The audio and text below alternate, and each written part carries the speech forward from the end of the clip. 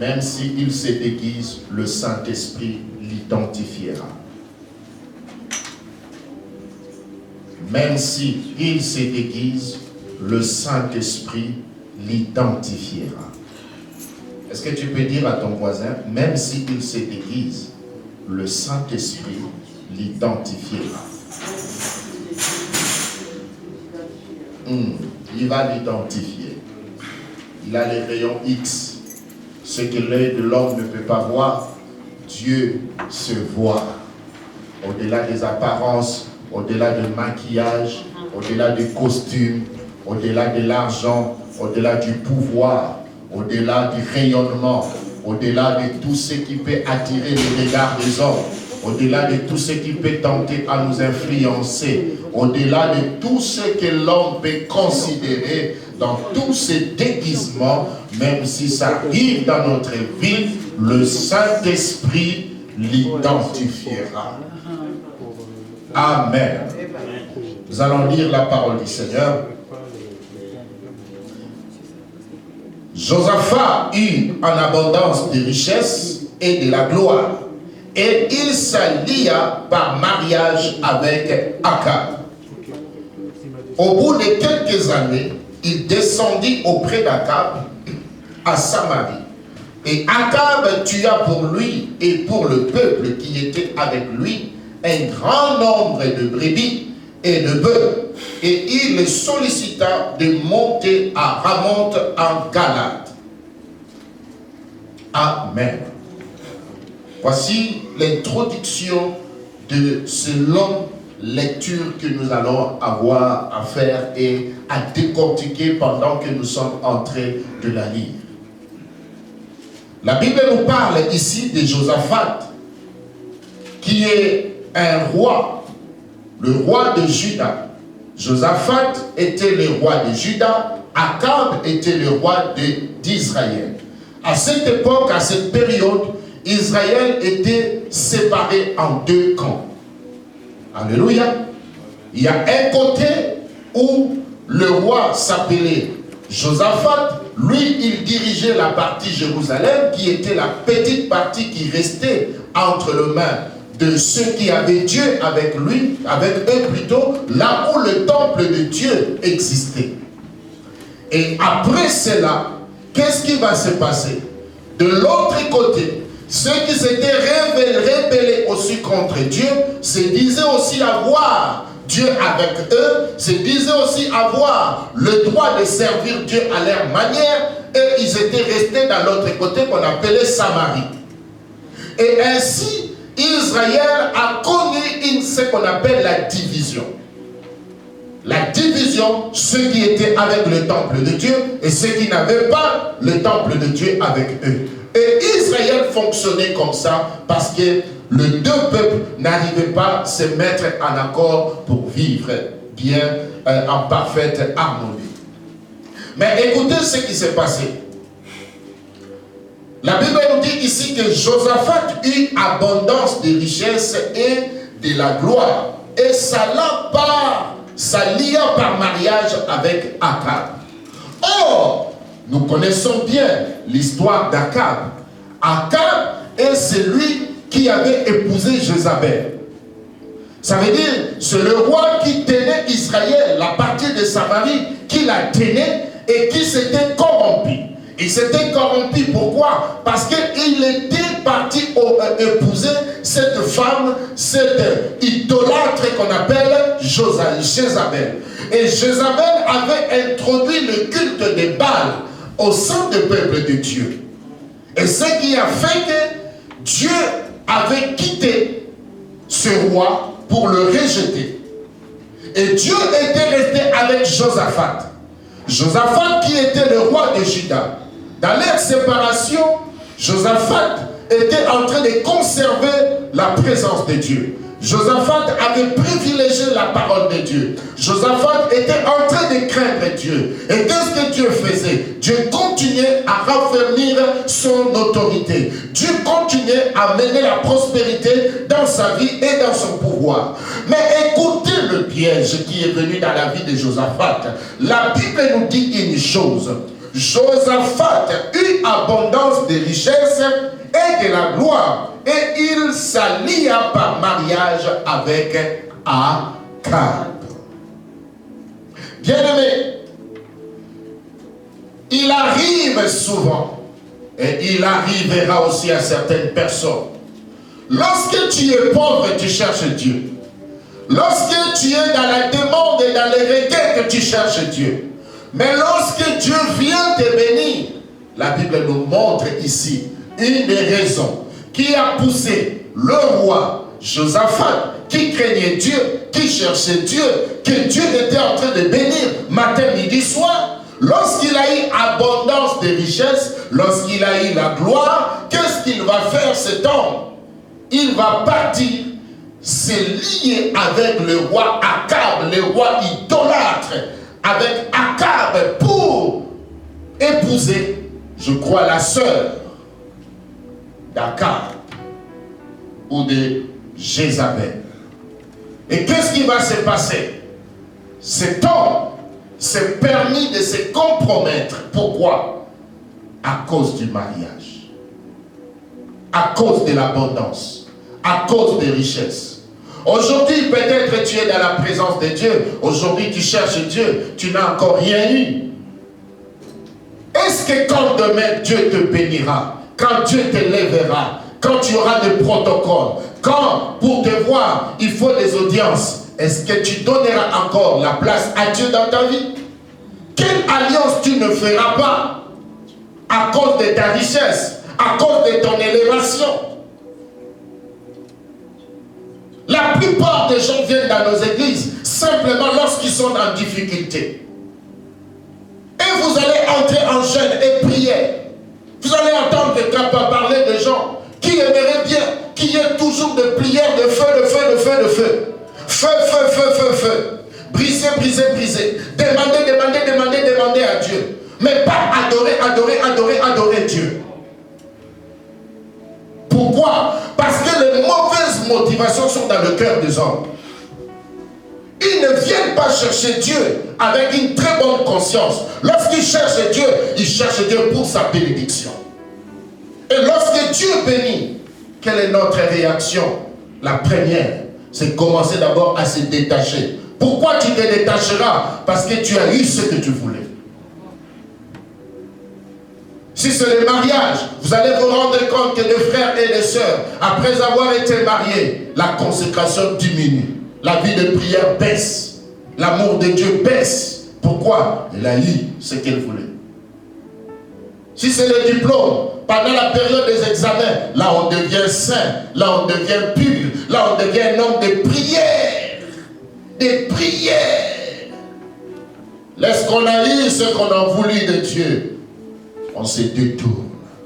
Josaphat s'est détourné. Il s'est détourné. Voici la première des choses qu'il est allé faire. Or, il savait bien que la division du royaume a eu lieu à cause de la présence de Jézabel.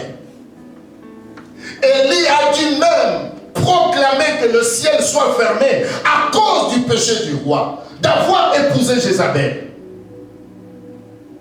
Mais malgré toutes les interventions divines, Akab n'a jamais été capable de se séparer de Jézabel.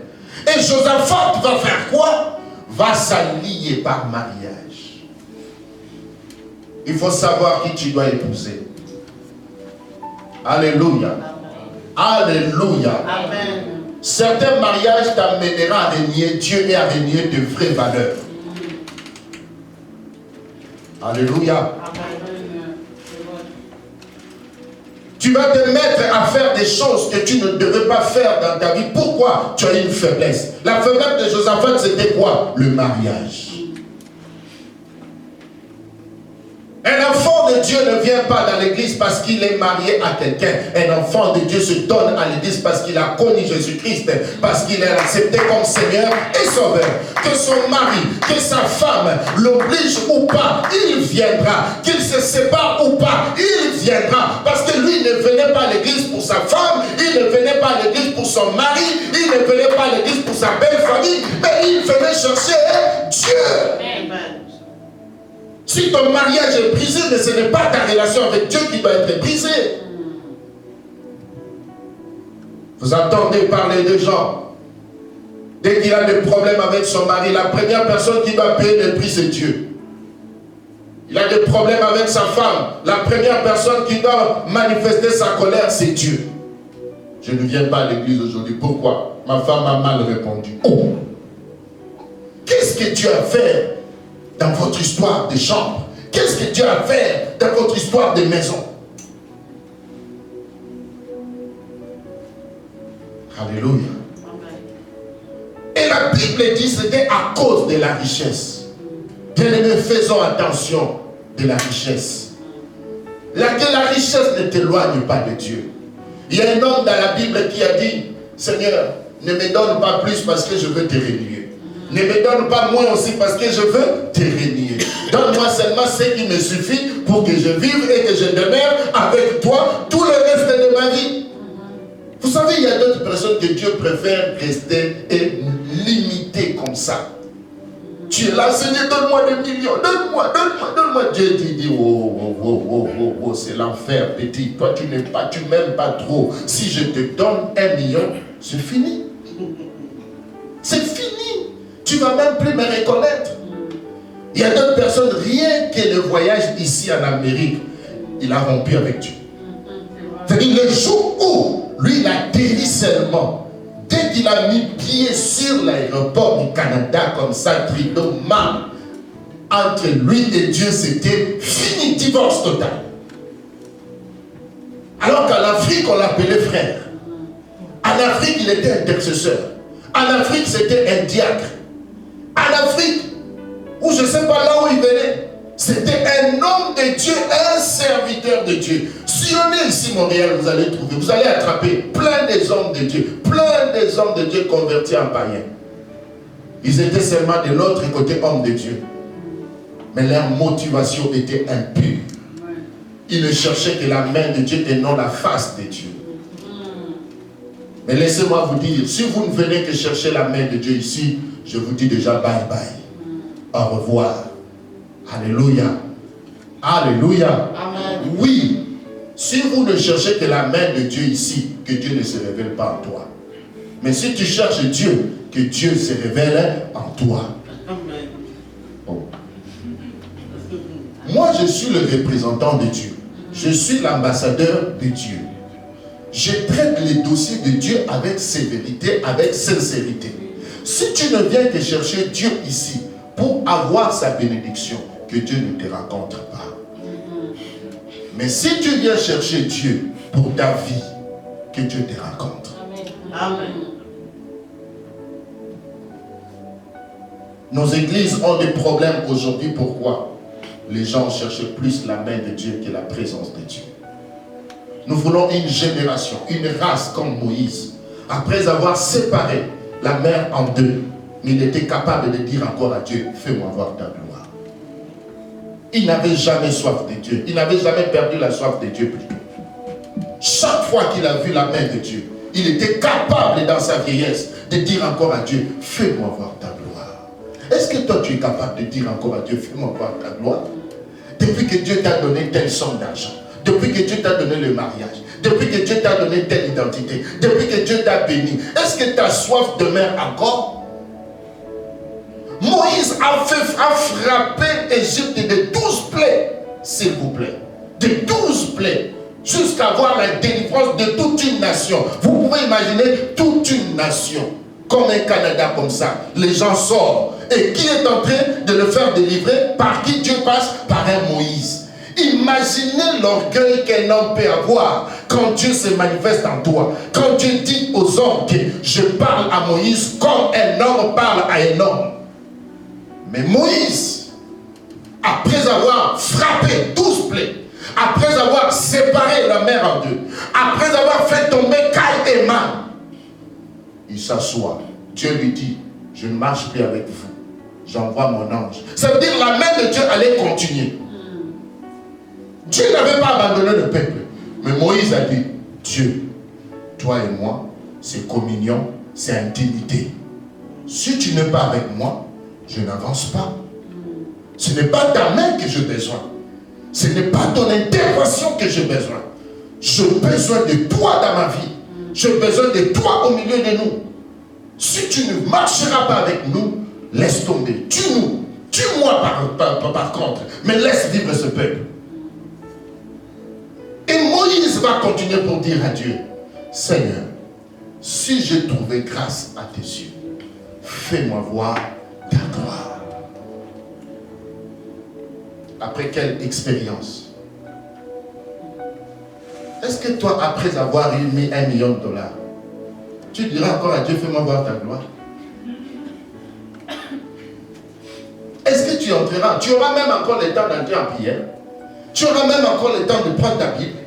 Tu auras même encore le temps de venir nous visiter ici à l'église. Les millionnaires, toi, mais tu seras entre deux avions. Toi, on ne sera plus à ton niveau. Toi, tu changeras des amis.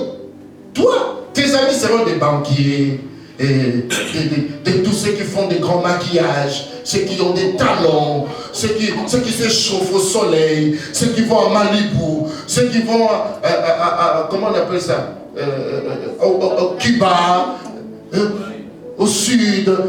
Tous ceux-là qui passent leur temps à aller bronzer leur peau, c'est là où toi tu vas aller te retrouver. Est-ce que tu auras encore une soif pour dire à Dieu, fais-moi voir ta gloire? Tu diras quoi? J'ai tout vu, Seigneur. Qu'est-ce que tu veux que je vois encore chez toi? 1 million, je voulais avoir. Oh, Dieu n'est pas égal à 1 million. Dieu est plus que 1 million. Dieu, c'est le créateur. Le créateur du ciel et de la terre, des visibles et de l'invisible. On nous a tellement prêché le matériel, le social, que notre évangile se limite au bout de notre nez. Amen. Notre évangile se limite là. Paul a dit, le royaume des cieux n'est pas une affaire de manger et de boire. Ce n'est pas cette affaire-là, de manger et de boire. C'est plus que cela, c'est une éternité. Amen. Amen. Verset 2. Au bout de quelques années, il descendit auprès d'Akab à Samarie. Et Akab tua pour lui et pour le peuple qui était avec lui un grand nombre de brebis et de bœufs. Et il les sollicita de monter à Ramoth en Galade. Akab, roi d'Israël, dit à Josaphat, roi de Juda, veux-tu venir avec moi à Ramoth en Galade? Josaphat lui répondit, moi comme toi et mon peuple comme ton peuple, nous irons l'attaquer avec toi. Voyez des alliances que les gens font dans leur vie. Ils partent se lier avec quelqu'un qui a la colère de Dieu et la malédiction de Dieu dans sa vie. Quelqu'un qui est allé épouser Jézabel, et toi, tu pars le visiter, et il te fait une proposition. Qu'est-ce qu'il fait? Il se lie, il dit vraiment, ton peuple et moi nous sommes un. Toi et moi nous sommes un. Tes pensées sont mes pensées, tes voix c'est mes voix, ta victoire est ma victoire, ta vie est ma vie. Ce que tu veux faire, nous allons le faire ensemble. Mon frère, ma soeur, c'est le Saint-Esprit qui doit conduire ta vie. Ce ne sont pas les sentiments et les émotions. Peu importe qui viendra dans ta vie, peu importe les alliances que tu peux te permettre de faire. Ici, il a eu l'argent. On l'accueille, on lui donne à manger. Il est rempli. Tout le peuple était rempli. Et il ne sait même plus prendre des décisions. Il se lie totalement à un roi idolâtre rejeté par Dieu et maudit par Dieu. La colère de Dieu est sur lui. Mais lui il dit, ton peuple est le mien. Tes décisions sont le mien. Nous allons partir faire la guerre aux Syriens. Alléluia. Nous devons être matures spirituellement et savoir discerner ce que Dieu veut dans notre vie. Ce n'est pas un lien, une relation qui doit compromettre notre vie. Parce que Dieu nous a bénis. Verset 4. Puis Josaphat dit au roi d'Israël, consulte maintenant, je te prie, la parole de l'Éternel. Le roi d'Israël assembla les prophètes au nombre de 400 et leur dit, irons-nous attaquer Ramoth en Galade ou dois-je y renoncer? Et il répondit, monte et Dieu la livrera entre tes mains, entre les mains du roi. Mais Josaphat dit, n'y a-t-il ici aucun prophète de l'Éternel par qui nous puissions les consulter? Le roi d'Israël répondit à Josaphat, il y a encore un homme par qui l'on pourrait consulter l'Éternel, mais je le hais, car il ne me prophétise rien de bon. Il ne prophétise malheur que du mal. C'est Michée, fils de Jimla, et Josaphat dit que le roi ne parle pas ainsi. Alors le roi d'Israël appela un eunuque et dit, fais venir tout de suite Michée, fils de Jimla. Le roi d'Israël et Josaphat, roi de Juda, étaient assis chacun sur son trône, revêtus de leurs habits royaux. Ils étaient assis dans la place à l'entrée de la porte de Samarie. Et tous les prophètes prophétisaient devant eux. Sédécias, fils de Canaan, s'était fait de cornes de fer, et il dit, ainsi parle l'Éternel. Avec ces cornes, tu frapperas les Syriens jusqu'à les détruire. Et tous les prophètes prophétisèrent d'eux-mêmes en disant, monte à Ramonte, en Galade, tu auras du succès, et l'Éternel la livrera entre les mains du roi. Le messager qui était allé appeler Michée lui parla ainsi. Voici, Michée, voici. Le prophète d'un commun accord prophétise du bien au roi. Que ta parole soit comme la parole de chacun d'eux. Annonce du bien. Alléluia. Amen. Vous voyez la différence entre deux personnes qui connaissent Dieu et deux personnes qui ne connaissent pas Dieu. Le premier a été séduit par la richesse de vivre dans le mal et de commettre l'erreur d'aller épouser une femme païenne qui est belle-sœur de Jézabel. Mais lorsque dans le mal il est en train de progresser, il a quand même des réflexes de spiritualité. Il a quand même des bases en lui. Lorsqu'on lui propose, il dit oui, d'accord, nous allons partir. Mais avant de partir, moi je ne pars pas comme ça. Est-ce que nous pouvons consulter l'Éternel d'abord, avant d'y aller? Alléluia. Même dans les mal, il avait gardé quand même quelques bonnes valeurs en lui. Et la Bible dit qu'Akab a réuni plus de 400 prophètes. Imaginez, plus de 400 prophètes prophétisent de bonnes choses seulement.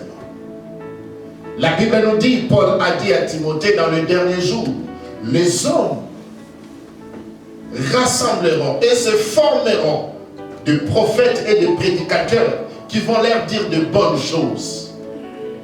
Ils vont chercher à avoir des prédicateurs qui vont leur dire des bonnes choses, des histoires. Ils auront la démangeaison d'écouter que de bonnes choses dans leur vie. Et c'est ce que Akab avait déjà comme problème. Akab s'était fait choisi des prophètes qui ne pouvaient que dire de bien de lui. C'est pour cela que j'aimerais vous dire une chose. Faites attention si chaque fois que vous croisez un prophète qui ne fait que dire des bonnes choses dans votre vie. Alléluia. Matin, midi, soir, toi je te vois grand. Toi demain tu seras ceci. Je suis en train de voir une couronne qui tourne sur ta tête. Et ça a voulu s'asseoir sur ta tête. Mais il faut que tu donnes une offrande pour que la couronne là descende sur ta tête. Donc je suis en train de voir, il y a un démon autour de votre maison. Tournez, qui tourne et qui veut t'avoir. Mais Dieu te donne la victoire. Quelle victoire Dieu te donne? Quelle victoire Dieu te donne? Akab, qu'est-ce que Dieu va te dire, Akab? Idolâtre que tu es. Idolâtre que tu es. Qu'est-ce que Dieu va te donner? Idolâtre, Akab, idolâtre. Tu veux consulter Dieu et tu attends que Dieu puisse te dire de bonnes choses. Il n'y a pas de bon message pour être un homme idolâtre. Il n'y a pas de bon message pour celui qui vit encore dans le péché. Il n'y a pas de bon message pour celui qui vit dans la compromission. Il n'y a pas de bon message pour lui, Akab. Il a réuni 400 prophète sous son influence du roi, qui continuait à déclarer et à dire des mensonges sur lui. Mais malgré cela, jeune Josaphat quand même, il avait une base à lui. Il avait une sémence à lui. Parce qu'il trouvait que ce n'était pas normal que tous les 400 prophètes se mettent à parler d'un commun accord, que tous nous devons y aller. Mais comme il avait une base en lui, sa base en lui réclamait qu'il y a quelque chose qui n'allait pas bien. Amen. Il y a quelque chose qui ne va pas. C'est pour cela qu'il faut être sensible au Saint-Esprit. Vous arrivez quelque part, tout semble être correct, mais écoutez la voix de Dieu. Vous arrivez quelque part, tu vis dans les péchés, tu vis dans les mal, tu es corrompu, tu es faux de cœur, mais tu croises un pasteur, tu croises un prophète, tu croises un frère, il ne fait que parler de bien sur toi. Non! C'est dangereux, refuse cela. Il doit d'abord voir ton iniquité. Il doit d'abord voir que tu n'as pas de relation avec Dieu. Paul a dit ceci. Le premier message que je vous ai demandé à prêcher, c'était quoi? Le premier message que vous avez reçu, c'était quoi? C'était que Christ était mort pour nos offenses. Christ était mort pour nos péchés. Mais comment est-ce que tu peux laisser l'identité, la communion, l'intimité avec Dieu, et toi tu commences à voir seulement le plan de Dieu sur leur vie, les succès sur leur vie? Or, il s'est préparé à être détruit par Dieu. Et la Bible dit, lorsqu'il est réclamant, est-ce qu'il n'y a pas un autre prophète? Écoute ce que le roi dit de ce prophète. Il dit, Michée, il ne dit que de mauvaises choses. Oui, Michée ne peut que dire de mauvaises choses. Parce que Michée ne se laisse pas corrompre. Que Dieu suscite une génération des hommes de Dieu, des prophètes de Dieu, qui ne se laissent pas corrompre par le roi. Amen. Que Dieu suscite des hommes et des femmes qui restent véridiques. Quand tu pêches, il te dit que roi, tu as péché. Quelqu'un a dit, celui qui mange à la table du roi n'a plus de message pour le roi. Celui qui mange à la table du roi n'a plus de message pour le roi. Pourquoi? Parce qu'il va influencer ta vie. Il va influencer ton ministère.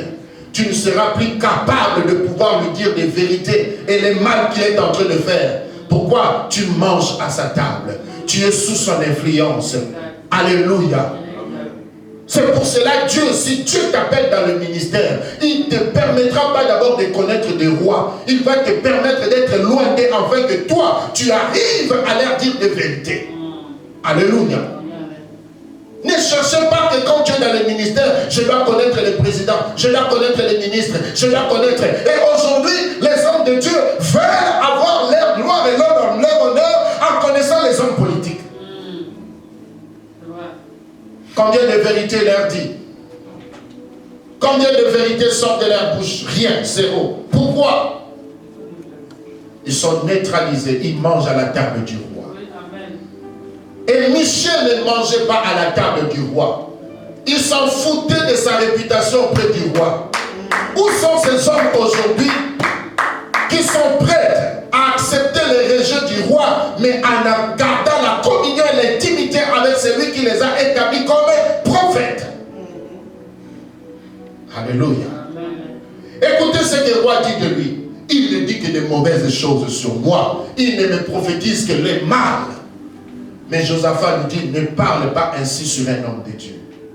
Là, j'aimerais te dire, mon frère, ne te permets pas de dire n'importe quoi sur un homme de Dieu. Ne te permets pas de prononcer des choses mal sur un homme de Dieu. Si tu ne maîtrises pas son ministère, tais-toi. N'entre pas dans ces polémiques-là. N'entre pas dans des choses qui vont attirer la colère et la malédiction de Dieu sur ta vie. Jésus-Christ était en train de faire le ministère. À un moment donné, les Juifs ont dit qu'ils chassaient les démons par Belzébul. Jésus leur a dit, l'offense sur ma vie, sur ma personne, je peux vous pardonner. L'offense sur Père, je peux vous pardonner. Mais si vous outragez le Saint-Esprit, je ne vous pardonnerai pas. Alléluia. Alléluia. Des fois dans la vie, nous devons savoir nous limiter quelque part. Savoir que telle chose je ne dois pas dire. Telle chose je ne dois pas faire. Telles choses, mes limites sont là. Je préfère scotcher ma bouche. Je préfère de ne pas donner mon avis, même si je ne suis pas d'accord, même si je ne comprends rien. Mais je préfère me taire. Et que Dieu puisse justifier ce qui est en train de se faire.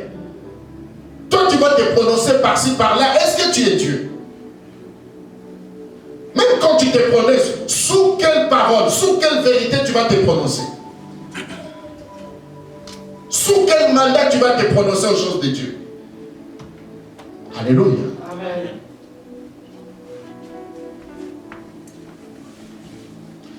Verset 12.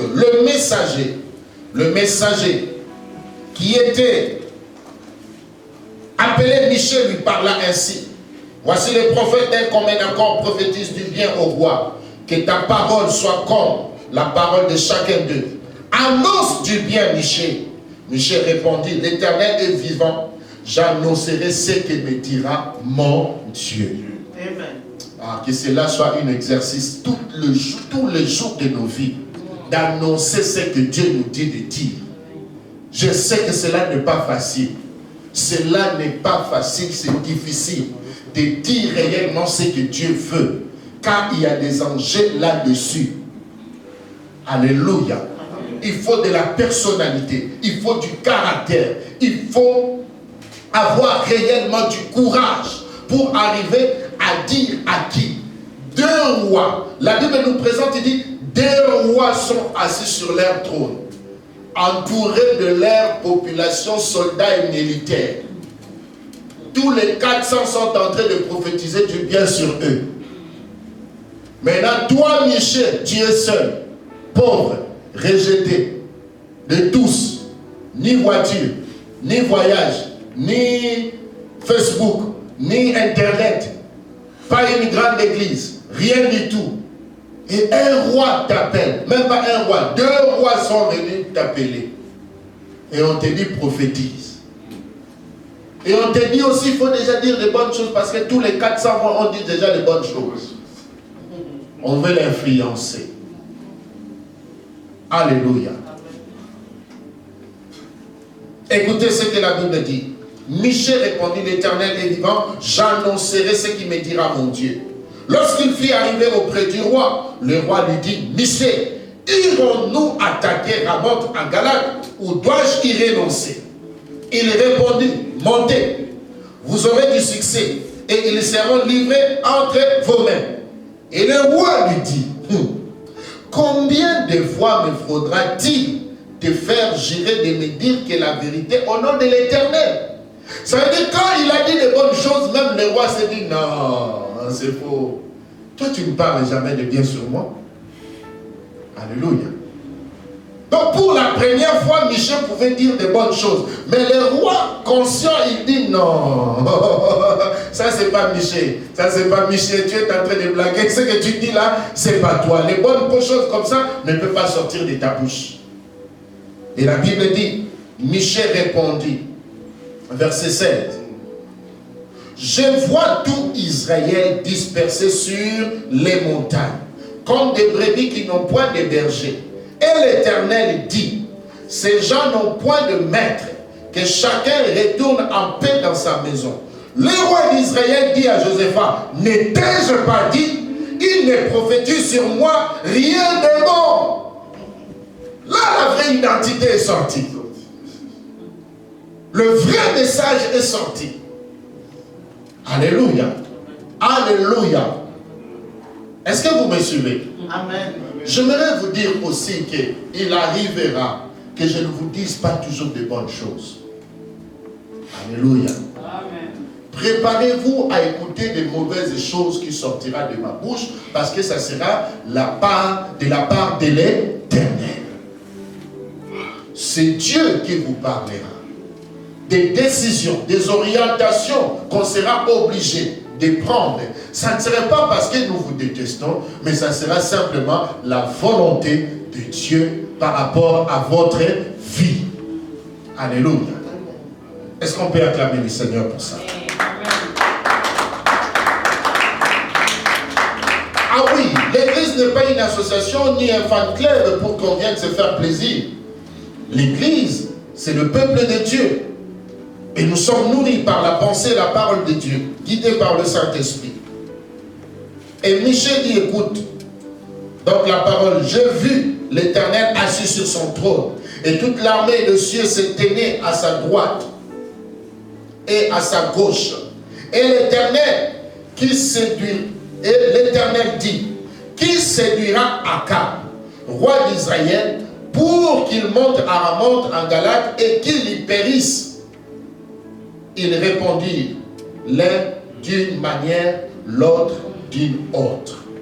Et un esprit vint se présenter devant l'Éternel et dit, moi, je les séduirai.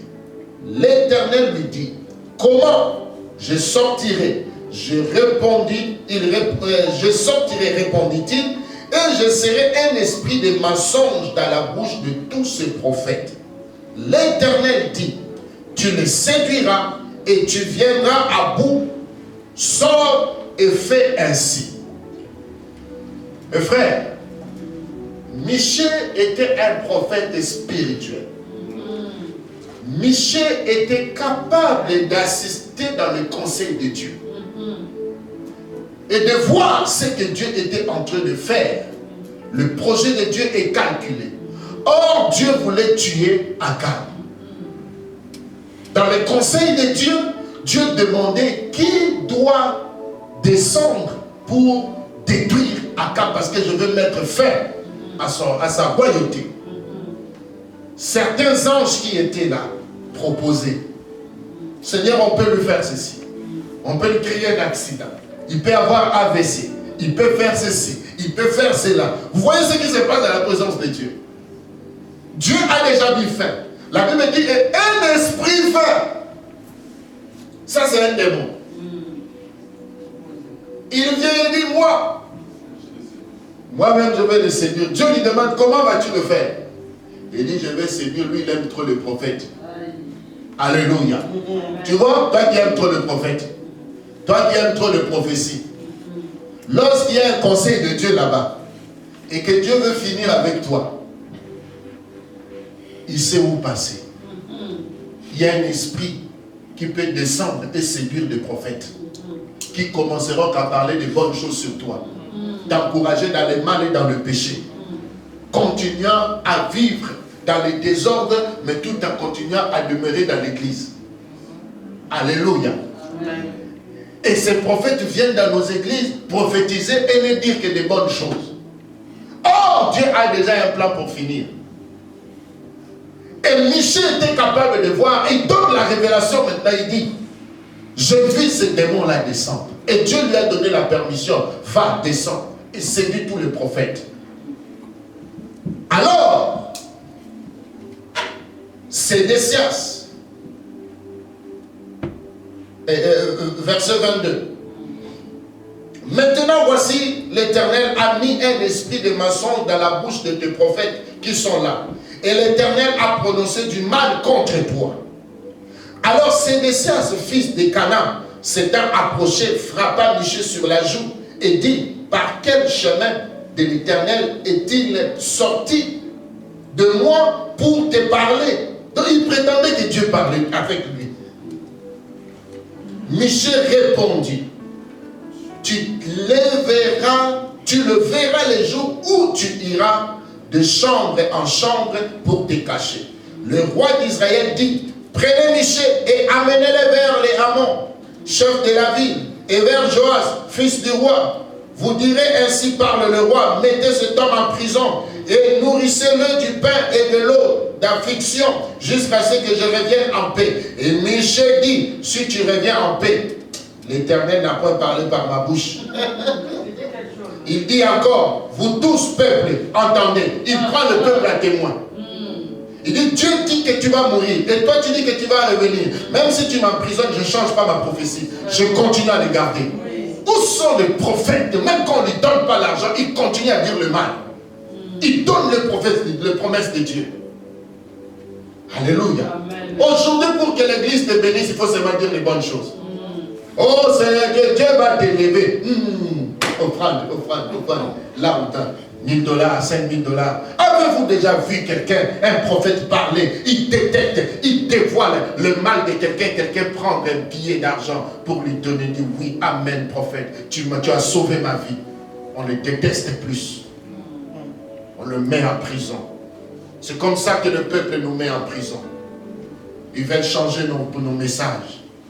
On ne sait plus prêcher librement. Parce qu'ils ne donneront pas l'argent. Parce qu'ils ne vont pas vous soutenir. Parce qu'ils ne vont pas honorer votre ministère et votre personne. Pourquoi? Parce que vous parlez et vous dites des choses qu'eux ne veulent pas écouter. Ils ont la démagésion maintenant. Alléluia. Amen. Alléluia. Amen. Je vais lire pour finir.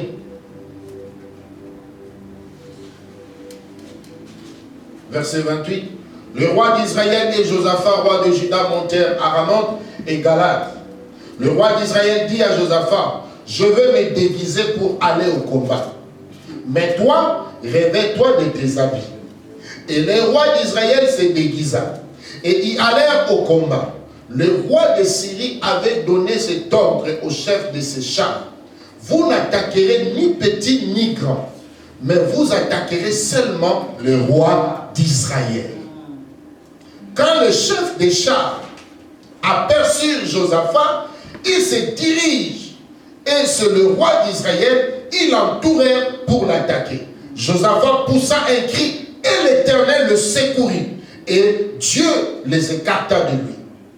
Le chef des chars, voyant que ce n'était pas le roi d'Israël, s'éloignèrent de lui. Alors un homme tira de son arc au hasard et frappa le roi d'Israël au défaut de la cuirasse.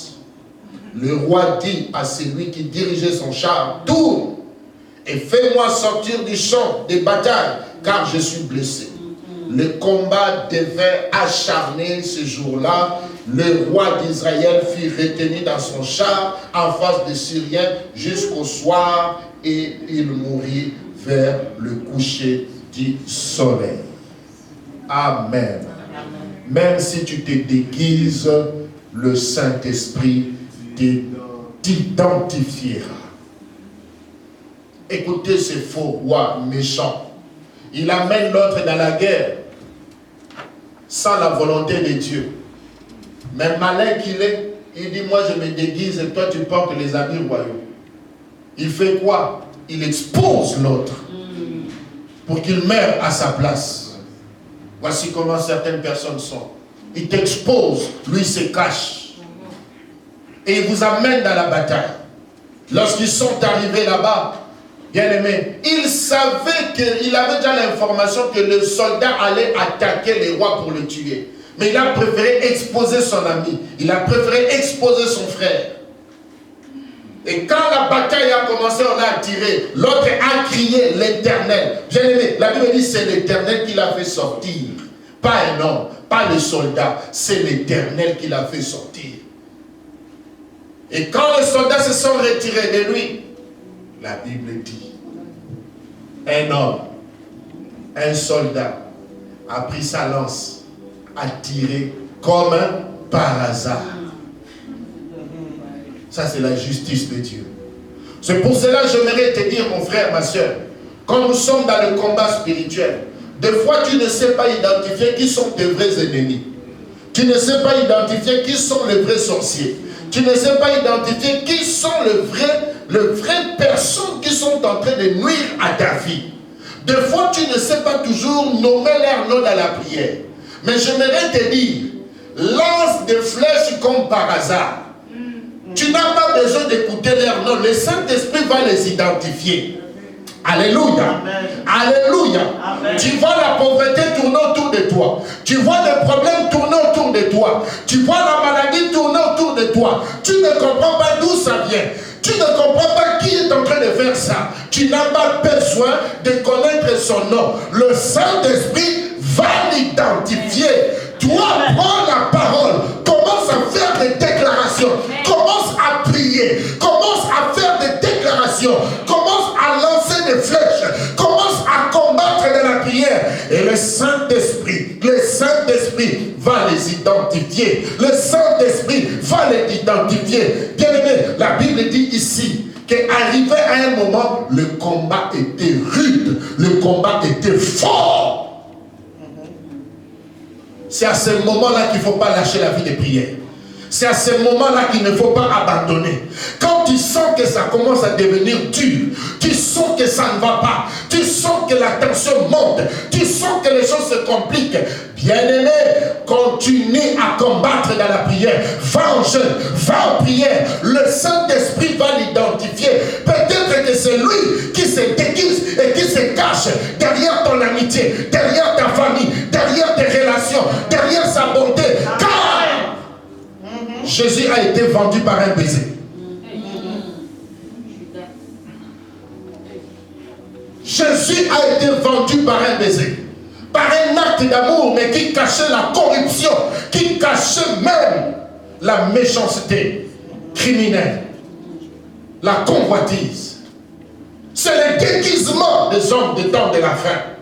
Ils viendront vers toi comme des agneaux, alors qu'ils sont des loups derrière toi. Tu ne sais plus combattre, tu peux même combattre celui qui te veut du bien. Pour t'éloigner, la politique de diviser pour mieux régner. Alléluia. Amen. Alléluia.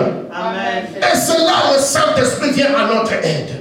Toi, démarre les combats. Démarre les combats. N'arrête pas. La nuit, tu pries. À midi, tu pries. Le matin, tu pries. Tu vas en jeûne. On te dit, mais pourquoi tu as prié comme ça? Moi-même, je sais. Je sens que ça ne va pas. Il faut que je continue. Même si je n'arrive pas, tu n'as pas besoin. Le Saint-Esprit n'a pas besoin de te révéler le nom de celui qui est en train de détruire ta vie, de détruire ta famille, de détruire ton projet, tes mariages et tes enfants. Parce que cela va causer en toi quoi? La haine, la division. Et tu vas tomber trop bas spirituellement. Mais Dieu n'a pas besoin de ça. Toi, prends seulement les flèches de la parole de Dieu. Commence à attaquer. Attaque. Et je suis sûr qu'il est déjà blessé. Là où il est, il saigne déjà.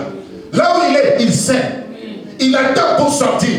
C'est pour cela qu'on veut que tu ne pries pas. Voilà pourquoi on est en train de mener la distraction dans ta vie.